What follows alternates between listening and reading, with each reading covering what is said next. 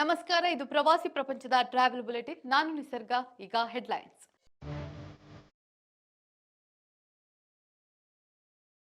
ಕರ್ನಾಟಕಕ್ಕೆ ಕಠಿಣ ಎಸ್ಒಪಿಗಳ ಅಗತ್ಯವಿದೆ, ಸುಪ್ರೀಂ ಕೋರ್ಟ್ ಮೊರೆ ಹೊತ್ತ ಸಿಇಸಿ ತಂಡ.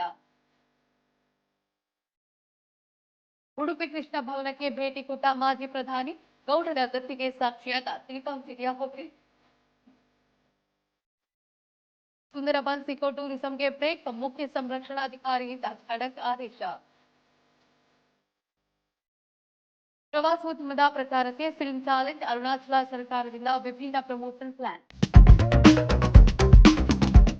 ಕರ್ನಾಟಕದ ಅಭಯಾರಣ್ಯದ ಭಾಗಗಳಲ್ಲಿ ಕೈಗೊಳ್ಳಲಾಗುತ್ತಿರುವ ಟೂರಿಸಂ ಚಟುವಟಿಕೆಗಳು, ಸಾಹಸ ಕ್ರೀಡೆಗಳು ಮತ್ತು ಅಭಿವೃದ್ಧಿ ಕಾಮಗಾರಿಗಳ ಕುರಿತು ಕಠಿಣ ಎಸ್ಒಪಿಗಳನ್ನು ಜಾರಿಗೆ ತರಲು ಸಿಇಸಿ ತಂಡ ಸರ್ವೋಚ್ಚ ನ್ಯಾಯಾಲಯದ ಮೊರೆ ಹೊಕ್ಕಿದೆ.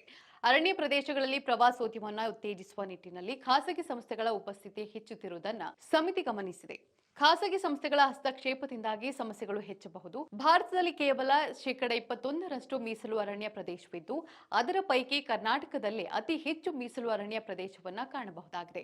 ಹೀಗಾಗಿ ಪ್ರವಾಸೋದ್ಯಮ ಚಟುವಟಿಕೆಗಳನ್ನು ಕೈಗೊಳ್ಳುವ ಸಂದರ್ಭದಲ್ಲಿ ಜನರ ಸುರಕ್ಷತೆಯನ್ನು ಗಮನದಲ್ಲಿಟ್ಟುಕೊಂಡು ಅರಣ್ಯವನ್ನು ಸಂರಕ್ಷಿಸುವ ಅವಶ್ಯಕತೆ ಇದೆ.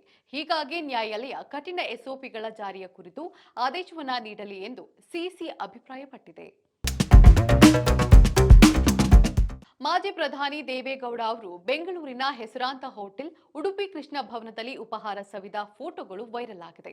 ಸಿಲಿಕಾನ್ ಸಿಟಿಯ ಬಳೆಪೇಟೆಯ ಚಂದ್ರಮೌಳೀಶ್ವರ ಸ್ವಾಮಿ ದೇವಾಲಯದಲ್ಲಿ ವಿಶೇಷ ಪೂಜೆ ಸಲ್ಲಿಸಿದ ಬಳಿಕ ಉಡುಪಿ ಕೃಷ್ಣ ಭವನ ಹೋಟೆಲ್ಗೆ ತೆರಳಿ ಬಿಸಿ ಬಿಸಿ ದೋಸೆ ಸವಿದಿದ್ದಾರೆ.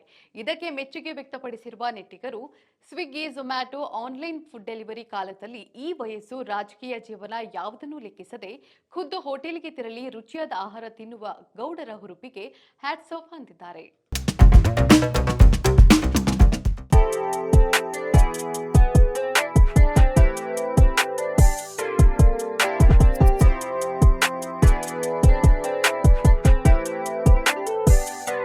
ವಾಸ ಕೇವಲ ಪ್ರವಾಸಿ ತಾಣವಲ್ಲ, ಇದು ಉತ್ತರ ಯುರೋಪಿನ ಪ್ರಮುಖ ಇಂಧನ ತಂತ್ರಜ್ಞಾನದ ಕೇಂದ್ರವಾಗಿದೆ.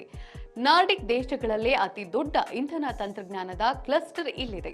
ಇಲ್ಲಿನ ಕಂಪನಿಗಳು ಸ್ಮಾರ್ಟ್ ಗ್ರಿಡ್ಗಳು ಮತ್ತು ಸುಸ್ಥಿರ ಇಂಧನ ಪರಿಹಾರಗಳ ಮೇಲೆ ಸಂಶೋಧನೆ ನಡೆಸುತ್ತವೆ. ಇದರಿಂದಾಗಿ ಇದನ್ನು ತಾಂತ್ರಿಕವಾಗಿ ಅತ್ಯಂತ ಮುಂದುವರಿದ ನಗರವೆಂದು ಪರಿಗಣಿಸಲಾಗುತ್ತದೆ. ವಾಸ ನಗರದ ಸಮೀಪವಿರುವ ಕ್ವಾರ್ಕೆನ್ ದ್ವೀಪ ಸಮೂಹವು ಯುನೆಸ್ಕೋ ವಿಶ್ವ ಪಾರಂಪರಿಕ ಪಟ್ಟಿಗೆ ಸೇರಿದೆ. ಇಲ್ಲಿನ ವಿಶೇಷವೆಂದರೆ ಭೂಮಿಯ ವರ್ಷಕ್ಕೆ ಸುಮಾರು 8 ರಿಂದ 9 ಮಿಲಿಮೀಟರ್ಗಳಷ್ಟು ಮೇಲಕ್ಕೆ ಏರುತ್ತದೆ. ಅಂದರೆ ಪ್ರತಿ ವರ್ಷವೂ ಇಲ್ಲಿ ಹೊಸ ಭೂಭಾಗ ಸೃಷ್ಟಿಯಾಗುತ್ತಿದೆ. ಈ ಭೌಗೋಳಿಕ ವಿದ್ಯಮಾನವನ್ನ ನೋಡಲು ಜಗತ್ತಿನಾದ್ಯಂತ ಜನರು ಇಲ್ಲಿಗೆ ಬರುತ್ತಾರೆ. 1852ರಲ್ಲಿ ಸಂಭವಿಸಿದ ಭೀಕರ ಬೆಂಕಿ ಅವಘಡದಲ್ಲಿ ಇಡೀ ನಗರವು ಸುಟ್ಟು ಭಸ್ಮವಾಗಿತ್ತು. ಆಗ ನಗರವನ್ನ ಅದರ ಹಳೆಯ ಜಾಗದಿಂದ 7 ಕಿಲೋಮೀಟರ್ ದೂರದಲ್ಲಿ ಸಮುದ್ರಕ್ಕೆ ಹತ್ತಿರವಾಗಿ ಮರು ನಿರ್ಮಾಣ ಮಾಡಲಾಯಿತು. ಹಾಗಾದ್ರೆ ವಾಸ ನಗರ ಯಾವ ದೇಶದಲ್ಲಿದೆ? ಸುಂದರಬನ್ಸ್ ಹುಲಿ ಮೀಸಲು ಪ್ರದೇಶದಲ್ಲಿ ಜೂನ್ 17ರಿಂದ ಜೂನ್ 22ರವರೆಗೆ ಪ್ರವಾಸೋದ್ಯಮ ಚಟುವಟಿಕೆಗಳಿಗೆ ಬ್ರೇಕ್ ಹಾಕಲಾಗಿದೆ. ಈ ಕುರಿತು ಅರಣ್ಯಗಳ ಮುಖ್ಯ ಸಂರಕ್ಷಣಾಧಿಕಾರಿ ಮತ್ತು ಸುಂದರಬನ್ಸ್ ಹುಲಿ ಮೀಸಲು ಪ್ರದೇಶದ ಕ್ಷೇತ್ರ ನಿರ್ದೇಶಕರು ಪ್ರಕಟಣೆಯನ್ನು ಹೊರಡಿಸಿದ್ದಾರೆ. ವಾರ್ಷಿಕವಾಗಿ ಸುಂದರಬನ್ಸ್ ಹುಲಿ ಮೀಸಲು ಪ್ರದೇಶಕ್ಕೆ 4 ಲಕ್ಷಕ್ಕೂ ಹೆಚ್ಚು ಪ್ರವಾಸಿಗರು ಆಗಮಿಸುತ್ತಾರೆ. ಮ್ಯಾಂಗ್ರೋವ್ ಅರಣ್ಯ ಪ್ರವಾಸೋದ್ಯಮದಲ್ಲಿ ಜೂನ್ 17ರಿಂದ ಜೂನ್ 22ರವರೆಗೆ ನೋ ಟೂರಿಸಂ ವೀಕ್ ಆಗಿ ಆಚರಿಸಲಾಗುತ್ತದೆ. ಪರಿಸರ ಪ್ರವಾಸೋದ್ಯಮ ತಾಣಗಳಿಗೆ ಪ್ರವೇಶವನ್ನ ನಿರ್ಬಂಧಿಸಲಾಗಿದ್ದು, ಎಲ್ಲಾ ಬುಕಿಂಗ್ಗಳನ್ನು ಸ್ಥಗಿತಗೊಳಿಸಲು ಕಟ್ಟುನಿಟ್ಟಿನ ಆದೇಶವನ್ನ ನೀಡಲಾಗಿದೆ ಎಂದು ಅಧಿಕಾರಿಗಳು ತಿಳಿಸಿದ್ದಾರೆ. ಪ್ರವಾಸೋದ್ಯಮ, ಸಂಸ್ಕೃತಿ ಮತ್ತು ಎಂಎಸ್ಎಂಇಗಳ ಪ್ರಚಾರದ ಭಾಗವಾಗಿ ಅರುಣಾಚಲ ಪ್ರದೇಶದಲ್ಲಿ ಟ್ರಾಕ್ಷನ್ 2026 ರೆಸಿಡೆನ್ಸಿ ಮತ್ತು ಫಿಲ್ಮ್ ಚಾಲೆಂಜ್ ಅಭಿಯಾನಕ್ಕೆ ಆನ್ಲೈನ್ ಪೋರ್ಟಲ್ ಅನ್ನು ಲೋಕಾರ್ಪಣೆ ಮಾಡಲಾಗಿದೆ. ಈ ಪೋರ್ಟಲ್ ಅನ್ನು ಲೋಕಾರ್ಪಣೆಗೊಳಿಸಿದ ಮುಖ್ಯಮಂತ್ರಿ ಪೆಮಾ ಖಂಡು, ಟ್ರಾಕ್ಷನ್ 2026 ಕೇವಲ ಚಲನಚಿತ್ರ ನಿರ್ಮಾಣದ ಸವಾಲಲ್ಲ, ಅರುಣಾಚಲ ಪ್ರದೇಶದ ಪ್ರವಾಸೋದ್ಯಮ ಮತ್ತು ಸಂಸ್ಕೃತಿಯನ್ನ ಜಗತ್ತಿಗೆ ಪರಿಚಯಿಸಲು ಉತ್ತಮ ವೇದಿಕೆಯಾಗಿದೆ. ಈ ರೀತಿಯ ಡಿಜಿಟಲ್ ವೇದಿಕೆಗಳು ಮತ್ತು ಸಾಮಾಜಿಕ ಮಾಧ್ಯಮಗಳು ಈಶಾನ್ಯ ಭಾರತದ ರಾಜ್ಯಗಳನ್ನ ದೇಶೀಯ ಪ್ರವಾಸೋದ್ಯಮದ ಸಾಂಸ್ಕೃತಿಕ ರಾಯಭಾರಿಗಳಾಗಿ ಹೊರಹೊಮ್ಮಲು ಉತ್ತೇಜಿಸುತ್ತದೆ ಎಂದು ತಿಳಿಸಿದ್ದಾರೆ.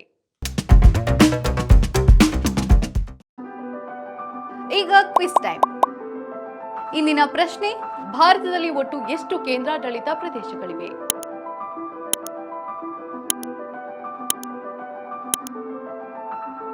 ಸರಿಯಾದ ಉತ್ತರವನ್ನ ಕಮೆಂಟ್ ಮಾಡಿ ತಿಳಿಸಿ.